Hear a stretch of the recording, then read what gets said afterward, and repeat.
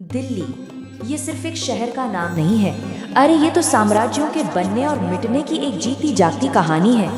कहते हैं इसकी नींव में 7 अलग अलग शहरों की राख दबी है और इसका हर एक पत्थर, हर एक दीवार अतीत की एक अलग ही दास्तां सुनाता है।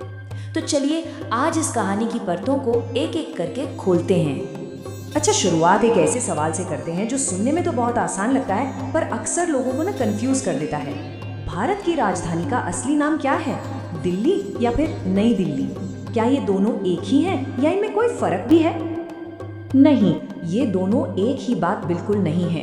और जानते हैं, यही छोटा सा फर्क इस शहर के हजारों साल पुराने इतिहास की पहेली को सुलझाने की चाबी है।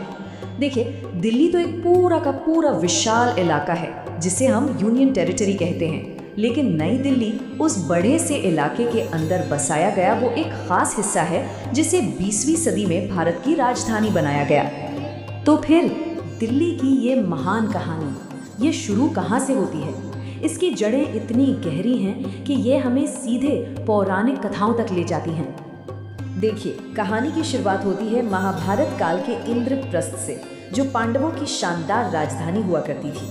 फिर सदियां बीती और कहते हैं कि राजा ढिल्लू के नाम पर इसका नाम दिल्ली पड़ा।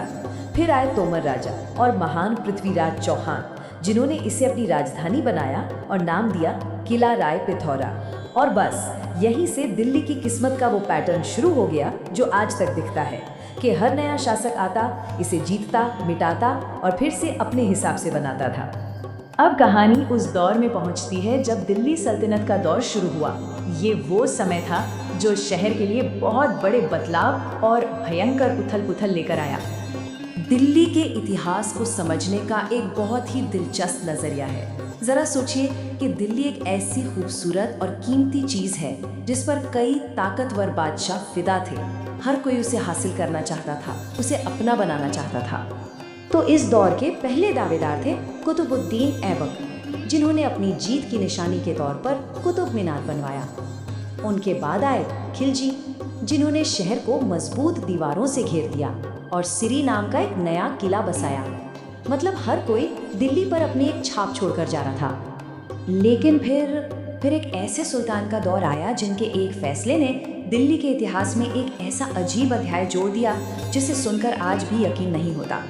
इनका नाम था मोहम्मद बिन तुगलक। इनकी सनक का आलम कुछ ऐसा था कि एक दिन इन्होंने फरमान सुना दिया कि दिल्ली की पूरी आबादी, हर एक इंसान अपना घर बार छोड़कर हजारों किलोमीटर दूर दक्षिण में देवगिरी चलेगा, जो अब नई राजधानी होगी। जरा सोचिए, लोगों ने भूख, बीमारी और लाचारी में वो दर्दनाक सफर तय किया और फिर अचानक सुल्तान को अपनी गलती का एहसास हो गया और उन्होंने बची कुची जनता को वापस दिल्ली लौटने का हुक्म दे दिया। इतिहास में ऐसा पागलपन शायद ही कहीं और देखने को मिलता है। और ये जो उथल पुथल का दौर था ना, ये रुका नहीं।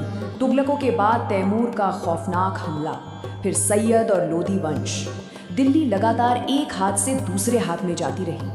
ये शहर बस सांस लेने की कोशिश कर रहा था जब तक कि हिंदुस्तान के दरवाजे पर एक नए और शायद सबसे बड़े साम्राज्य ने दस्तक नहीं दी। अब कहानी दिल्ली पर शासन करने वाली 2 अगली बड़ी ताकतों की ओर बढ़ती है, पहले मुगल और फिर अंग्रेज। इस नए दौर की शुरुआत की पहले मुगल बादशाह बाबर ने। उनके बेटे हुमायूं ने यमुना किनारे दीन पनाह नाम से एक नया शहर बसाया, जिसका मतलब था धर्म की पनाह। लेकिन दिल्ली की किस्मत देखिए, उसे भी शेरशाह सूरी ने हमला करके मलबे में तब्दील कर दिया। लेकिन फिर आया ये साल 1639। ये एक ऐसा मोड़ था जब सम्राट शाहजहां ने एक ऐसा शानदार शहर बनाना शुरू किया जैसा पहले कभी नहीं बना था। इस शहर का नाम था शाहजहानाबाद, जिसे आज हम और आप पुरानी दिल्ली के नाम से जानते हैं। ये पहली बार था जब दिल्ली को सिर्फ बसाया नहीं गया, बल्कि किसी दुल्हन की तरह सजाया और संवारा गया। यहाँ शानदार लाल किला बना, जामा मस्जिद बनी और वो गलियां और बाजार बने जो आज भी दिल्ली की धड़कन माने जाते हैं। सदियों बाद एक और साल आया जिसने सब कुछ बदल दिया। साल 1911 में ब्रिटिश साम्राज्य ने दिल्ली को लेकर एक बहुत बड़ा फैसला लिया।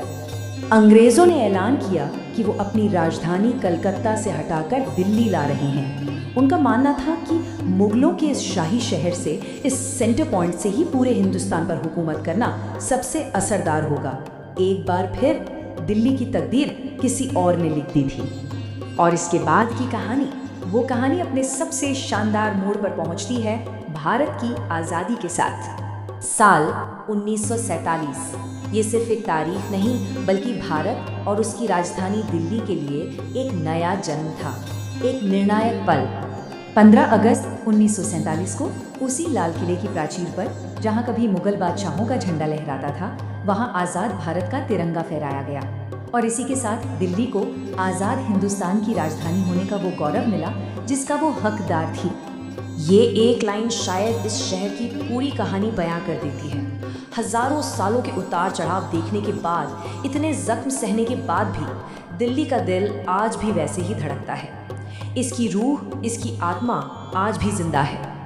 तो सवाल ये उठता है कि हजारों साल के विनाश और फिर से जन्म के बाद, अनगिनत साम्राज्यों को आते जाते देखने के बाद, आज के दिन दिल्ली का दिल कैसे धड़कता है? ये एक ऐसा सवाल है जिसका जवाब आज भी इस शहर की गलियों में, इसके लोगों में हर पल लिखा जा रहा है।